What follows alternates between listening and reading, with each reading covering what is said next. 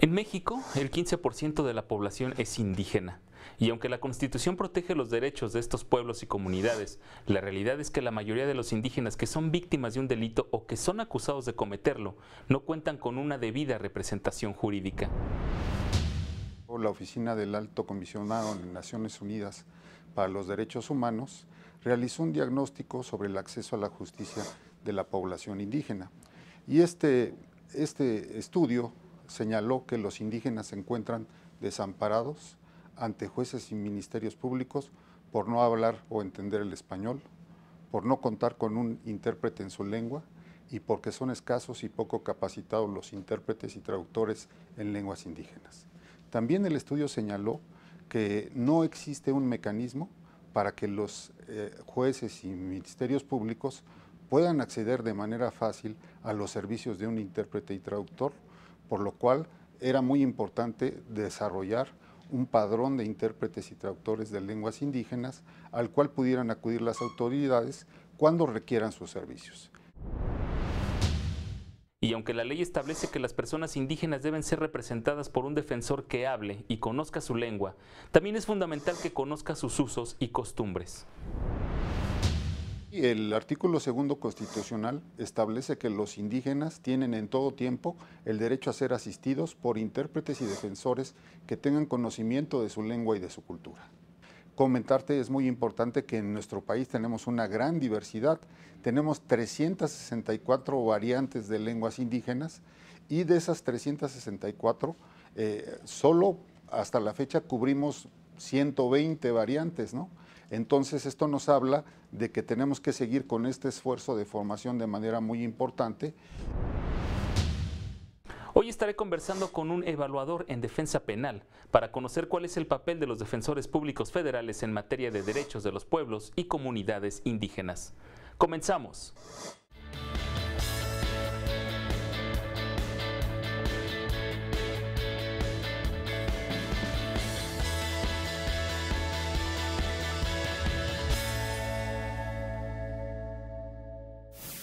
Bienvenidos a Te Defendemos, gracias por estar con nosotros. Hoy quiero dar la bienvenida al estudio al licenciado Luis Gabriel Carreón Amezquita.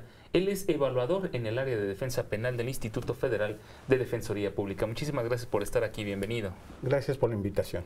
Muchas gracias. Sobre este tema de los pueblos y comunidades indígenas, ¿en dónde están establecidos sus derechos, licenciado? En la Constitución Política de los Estados Unidos Mexicanos, en el artículo 2, y en instrumentos internacionales como el Convenio 169 de la Organización Internacional del Trabajo relativa a los pueblos indígenas y tribales.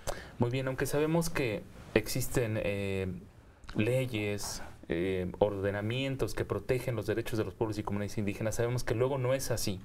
¿Cuáles son los principales obstáculos que enfrentan los indígenas para poder ejercer sus derechos? Pues la primera gran dificultad es que no entienden el castellano o lo hablan muy poco, por lo que se les tiene que designar un traductor y un defensor público que los asista para que entiendan el problema en el que están envueltos. Que luego ellos mismos pues, no lo saben, que no, pueden tener derecho a esto. Sabemos que el Instituto Federal de Defensoría Pública ofrece servicios para proteger a los pueblos y comunidades indígenas. ¿En qué consiste, licenciado? Consiste en materia penal en que una persona acusada de un delito, desde el momento mismo en que es detenida, tiene derecho a contar con un traductor y con un defensor que conozca su lengua y cultura, ya sea en la etapa de averiguación previa o ante el juez. Y este defensor realizará todos los actos necesarios para defenderlo adecuadamente y su obligación concluye hasta la etapa de ejecución de sentencias. Muy bien, es decir, una persona indígena que enfrenta algún proceso, desde ese momento tiene derecho a que una persona o un integrante de la Defensoría lo asista. Desde el momento mismo de la detención, ya sea el Ministerio Público o el juzgador hacen la designación correspondiente, tanto del intérprete como del defensor bilingüe. Muy bien, ¿en dónde están los defensores públicos bilingües físicamente? El Instituto Federal cuenta con 25 defensores en lenguas indígenas que conocen de 20 distintas lenguas. Además, contamos con 16 oficiales administrativos que conocen de otras 8. Y están físicamente en el estado de Guerrero, Oaxaca, Chiapas, Tabasco, Nayarit, Yucatán, Puebla, Sonora, Jalisco, Michoacán y Chihuahua. Son 11 estados.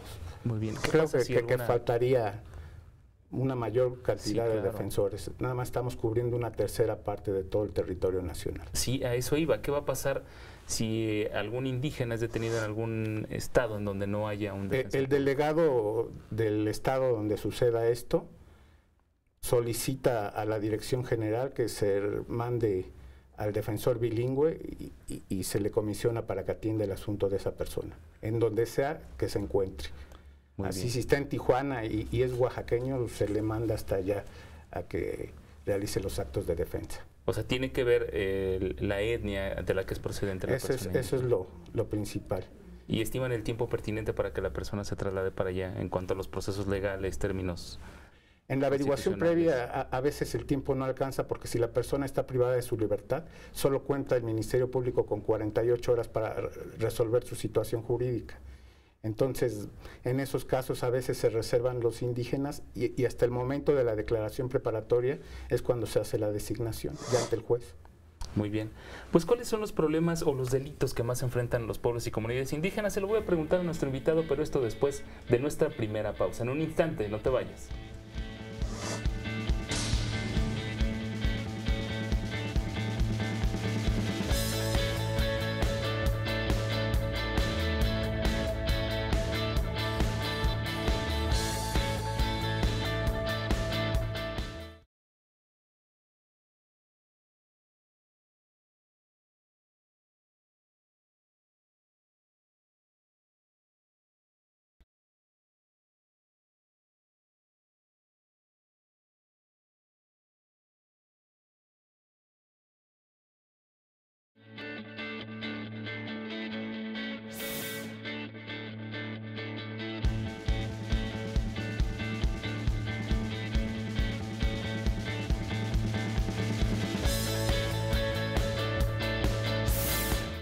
Estamos de regreso, gracias por seguir con nosotros aquí en Te Defendemos. Licenciado Carrión, antes de seguir conversando sobre este tema, quiero invitarlo a ver el siguiente sondeo. El equipo de Te Defendemos salió a la calle a preguntarle a la gente cuáles consideran que son las necesidades de un indígena aquí en nuestro país, en México. Vamos a verlo.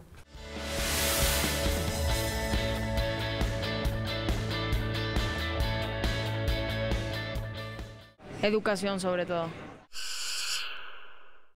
Derechos básicos, igualdad de oportunidad en trabajo. Poder adaptarse, la tolerancia, la paciencia a este mundo globalizado en el que vivimos. Salud, principalmente.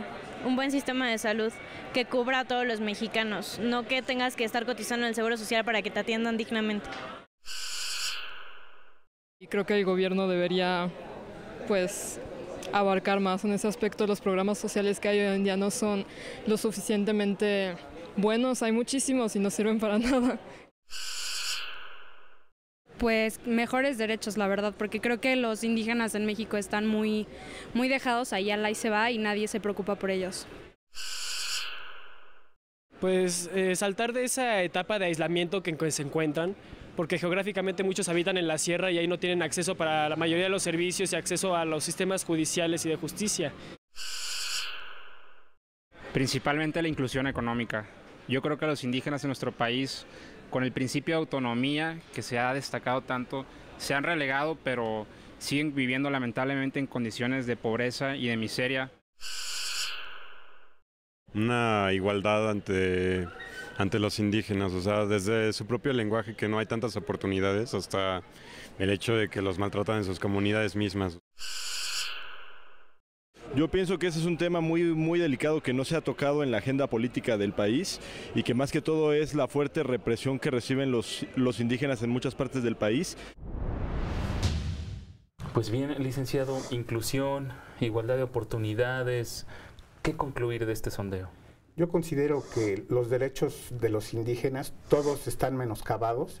El derecho a una vivienda digna, el derecho a la salud, el derecho al trabajo, el derecho a la educación, todos lo tienen en menor cantidad que la mayoría de las personas que habitamos en las grandes ciudades. Un reto importante, sin duda, en el país. Importantísimo para que se incorporen a la vida de nuestro país.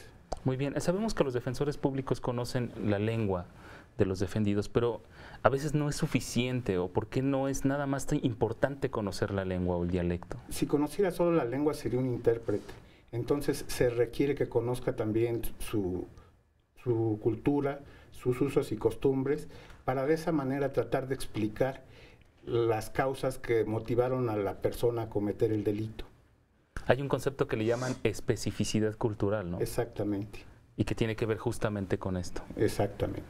Ustedes como defensores públicos, ¿qué criterios jurídicos hacen valer a favor de los pueblos y comunidades indígenas? El criterio fundamental de la conciencia y de la cultura indígena, que está expresamente en el artículo 2º, párrafo 3º de la Constitución Política de los Estados Unidos Mexicanos. Ese es el criterio básico que se hace valer, y se aportan las periciales en materia de antropología para que el juzgador pueda ahondar en el conocimiento de la personalidad del indígena y captar su diferencia cultural respecto a la cultura media nacional. Muy bien, en su calidad como evaluador en el área de defensa penal, ¿cuáles ha visto usted que son como los derechos más vulnerados de las personas indígenas? El principal derecho que se les viola es el derecho a ser comprendidos y a comprender el proceso, para lo cual se requiere forzosamente de la asistencia de un defensor bilingüe que los asista. ¿Y los delitos por los que más los acusan o por los que más los detienen? Los más comunes son los delitos contra la salud en sus diversas modalidades de posesión de estupefacientes y transporte, así como todos los delitos relacionados con la Ley Federal de Armas de Fuego y Explosivos, portación de arma de fuego. A veces portan hasta de uso exclusivo del ejército, pues son armas antiguas, mosquetones, y ellos ni siquiera saben que son reservadas al uso exclusivo del ejército. Y también los delitos contra la biodiversidad, bien, como la captura de especies en peligro de extinción. Como iguanas o tortugas en este sentido. Exactamente, ¿no? Iguanas y tortugas marinas. Para la gente que no lo sepa, pues, ¿qué le podría decir? O sea, un indígena, como para qué quiere una escopeta o como para qué quiere un arma de grueso calibre. Ellos utilizan sus armas para protegerse de los animales como las víboras cuando van a sembrar.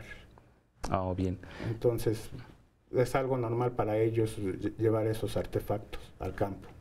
Y regularmente en estas historias hay una figura jurídica que aparece mucho que tiene que ver con el error de prohibición. Sí, exactamente, es una causa de exclusión del delito, prevista en el artículo 15, fracción octava, inciso B, del Código Penal Federal, y consiste en que la gente desconoce el alcance de la ley, bien, o cree justificada su conducta. Y es que en realidad, por las condiciones en las que viven, pues en realidad no están como en condiciones de saber que están cometiendo un delito, ¿no? No, la verdad que no. La poca educación con la que cuentan los hace desconocer totalmente los elementos de un delito. Hablábamos de que pues significa un reto tanto para México como para los defensores públicos federales especializarse en esta materia. ¿Cuáles podríamos decir que son los principales retos para los defensores públicos en materia de derechos de los pueblos y comunidades indígenas? El principal reto es adquirir los conocimientos técnicos, jurídicos y prácticos necesarios para realizar una defensa eficaz, adecuada y completa en favor de sus representados y aplicarlos a los casos concretos de acuerdo a los usos y costumbres de estas personas. ¿Hay capacitación para los defensores públicos en este sentido? Sí, la hay. ¿En qué consiste, licenciado? Pues consiste en darles cursos generales sobre el derecho penal y el procedimiento penal.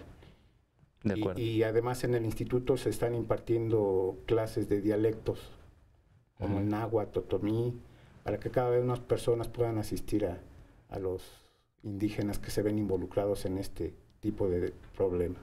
De acuerdo, muy bien. Pues tenemos que hacer una segunda pausa, pero regresando vamos también a tomar en cuenta algunas llamadas del público sobre este tema. Todo esto en un instante, no te vayas.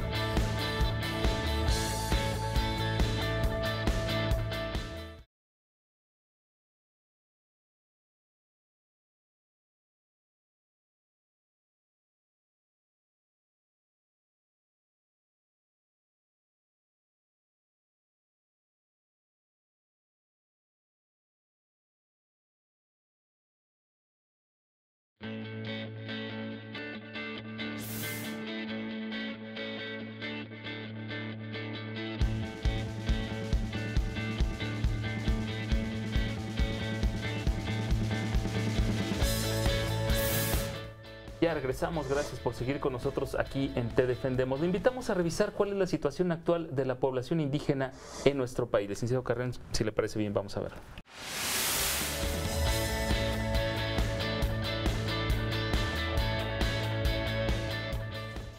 México cuenta con 11.132.562 habitantes indígenas, lo que representa el 10% de la población total. Hoy existen 62 comunidades en todo el país, con 364 variantes lingüísticas. Oaxaca es la entidad con la mayor diversidad étnica. Del total de la población indígena, solo 6 millones son hablantes de una lengua originaria. De ellos, 61.7% son mujeres y 38% hombres. El indicador de pobreza registra que el 9.7% de los niños de 6 a 14 años no asiste a la escuela. El 24.3% de 15 años y más son analfabetos y el 25.1% tienen la primaria incompleta. Muy bien, ya tengo aquí algunas preguntas del público. Queremos aprovechar que está el licenciado Carrión para poder responderlas. Vamos a darle paso a algunas de ellas.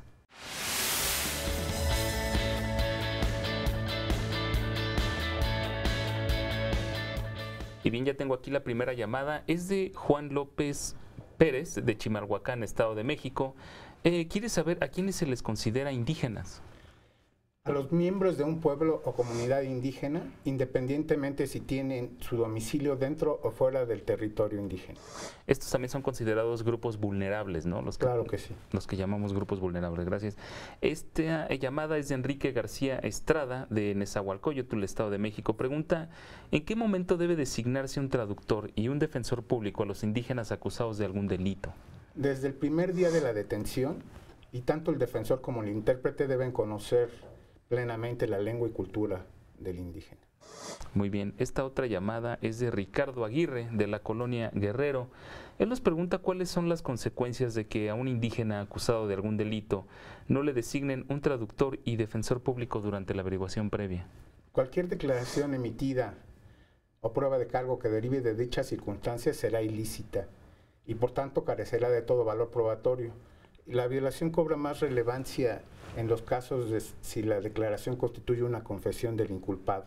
Por ende, la autoridad judicial deberá excluir su valoración. Es decir, ¿a partir de qué momento debe designársele un defensor público al indígena detenido? A partir desde que se le va a tomar su declaración ante el Ministerio Público Federal. Desde ese momento se le tiene que designar defensor. Porque si no puede saberse que están violentando sus derechos, ¿no? Claro que sí. Después, muy bien. Esta pregunta es de Rosa Rodríguez, ella nos llama de la colonia Doctores, quiere saber cómo se llevarán a cabo las actuaciones judiciales cuando intervenga una persona perteneciente a una comunidad indígena. Pues deben ser asistidos por intérpretes y defensores que tengan conocimiento de su lengua y cultura y se asienta tal circunstancia en el acta respectiva. Y sus usos y costumbres, que es lo que hemos recalcado tanto aquí, ¿no? Sí, al hablar de la cultura ahí queda inmerso lo de los usos y costumbres. Muy bien, esta otra pregunta es de Susana Ochoa, de la colonia Obrera. Pregunta, en la diligencia de declaración preparatoria, cuando el inculpado mencione que pertenece a algún grupo étnico, ¿cómo deberá llevarse a cabo esa diligencia? Al tomarle sus generales, se le pregunta si conoce y entiende suficientemente el castellano y si pertenece o no a un grupo étnico. Y se le hace saber el derecho que tiene de ser asistido por un defensor e intérprete que conozca su lengua y cultura. Esto es muy interesante porque, por ejemplo, un defensor público, ¿cómo sabe si en realidad la persona es indígena? Pues aquí la mayor prueba es la autoadscripción. Con el solo hecho de que la persona se autoadscriba a algún grupo étnico, se tiene la obligación de designarle un defensor. Muy bien.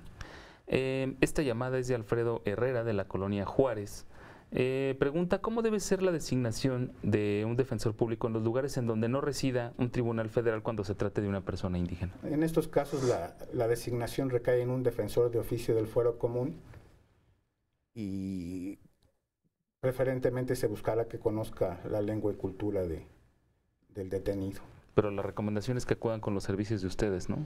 Sí, pero hay estados que no cuentan con la agencia del Ministerio Público Federal y entonces el Ministerio Público del Fuero Común actúa en auxilio de la justicia federal. Y en esos casos es cuando se designa el defensor de oficio. Muy bien.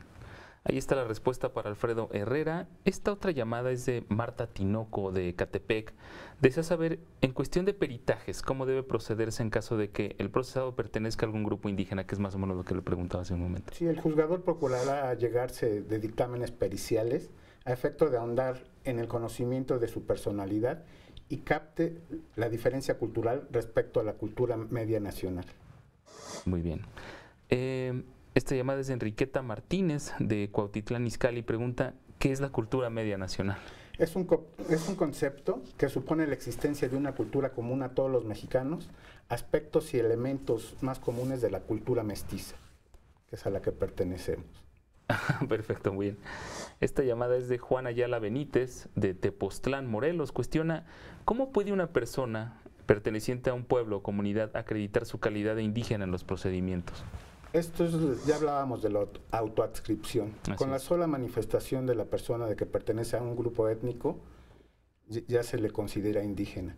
Y en caso de que exista alguna duda, se solicita a la comunidad a la que pertenece expida la constancia correspondiente. Muy bien. Tenemos una llamada más de Héctor Arreola, de la colonia San Isidro. Quiere saber cómo deben aplicar las sanciones los jueces y tribunales cuando esté involucrada una persona indígena. Primeramente deben tener en cuenta las circunstancias exteriores de ejecución del delito y las peculiares del delincuente, así como los usos y costumbres de los pueblos y comunidades a los que pertenezcan. Sabemos que hay jurisprudencias de la Suprema Corte también a favor de los pueblos y comunidades indígenas.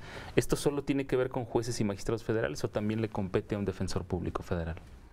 Pues al defensor público federal le compete hacer valer, invocar esas jurisprudencias para que se apliquen. Bien. Esta otra llamada es de Julieta Rocha Velasco, de Iztapalapa. Pregunta, ¿qué supuestos podrían originar la reposición del procedimiento tratándose de asuntos que involucren a indígenas? Se repone el procedimiento cuando se omita la designación de un intérprete y de un defensor público al momento en que la persona rinde su declaración. O si en la declaración preparatoria no se le designa al defensor que conozca su lengua y cultura. Muy bien, por eso es importante recalcar que desde el momento de su detención, ¿no? Exactamente, si no, no tiene validez la diligencia. Y esto puede aplicar, entonces, reponerle el procedimiento. Así es. Para que cuente ya con un defensor público federal. Empezar desde el inicio con todo el proceso. ¿Esto aplica en todos los casos, licencia? En los casos de indígenas, sí. Muy bien. Otra llamada más de María Elena Rubio, de Tepoztlán, Estado de México, cuestiona, en materia de ejecución de sentencias, ¿qué beneficios existen en favor de los indígenas? La ley que establece las normas mínimas sobre readaptación social de sentenciados tiene convenios con los estados, la federación, con la finalidad de que los indígenas sentenciados por un delito federal puedan compurgar su pena en un reclusorio estatal que quede más cercano a su lugar de origen. Oiga, ¿qué pasa cuando les fijen a lo mejor el pago de una fianza y pues obviamente por ser indígenas no tiene el dinero como para recurrir a ella? En estos casos, ¿qué aplica, licenciado? El instituto tiene un convenio con la institución Telmex Reintegra para auxiliar a estas personas a exhibir las garantías que se les fijen. Muy bien. ¿Cuál es el procedimiento para acceder? ¿Tiene que comprobarse que no tienen los recursos para acceder a esto? Se les hace un estudio socioeconómico y tiene que presentar un aval, un fiador moral. Muy bien. Un familiar que sirve de fiador moral. Muy bien, pues antes de despedirnos, nada más la invitación para acudir a los servicios de la Defensoría Pública Federal, ¿no? Sí, ahí estamos a la orden de todas las personas que requieren del servicio de defensa penal, también de asesoría jurídica, pero estamos a la disposición de todas las personas en lo que se les pueda auxiliar. Y que están especializados también tanto en otras materias como bien en este caso que es para el servicio de los pueblos y comunidades indígenas, ¿no? Así es, en el área de asesoría los pueden auxiliar en materia civil, fiscal, administrativa. Y bien, así concluimos con el programa de hoy. Agradezco que nos haya acompañado Luis Gabriel Carreón Amezquita. Él es evaluador en el área de defensa penal del Instituto Federal de Defensoría Pública. Muchas gracias por haber estado aquí. Gracias a usted. Y por atender sin duda este asunto tan importante que es los derechos de los pueblos y comunidades indígenas. Muchas gracias. Gracias a ustedes. A ustedes también les agradezco su atención y los espero la próxima semana con más aquí en Te Defendemos y en tanto lo invito a permanecer en la señal del canal judicial. Hasta entonces.